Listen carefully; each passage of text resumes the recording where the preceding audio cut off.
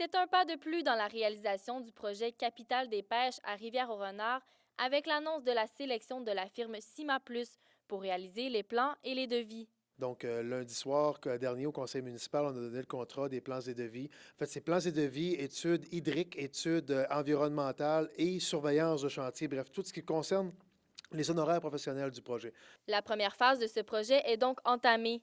Une étude hydrique doit avant tout être faite pour permettre de voir si le projet saura résister aux grandes marées.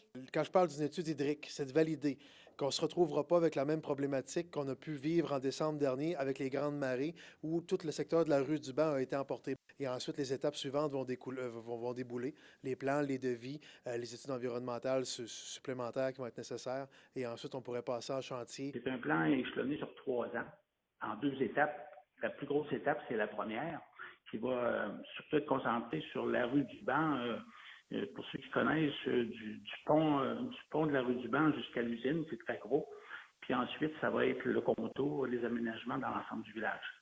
La Corporation de développement se réjouit de la réalisation de ce projet après y avoir travaillé pendant plusieurs années.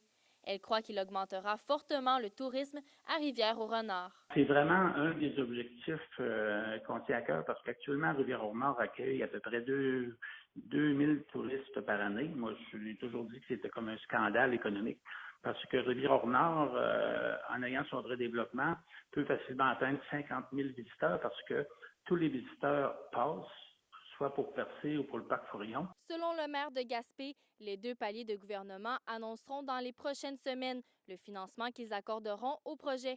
La municipalité attend déjà depuis plusieurs mois les annonces ministérielles. Stéphanie Collin, Gaspé.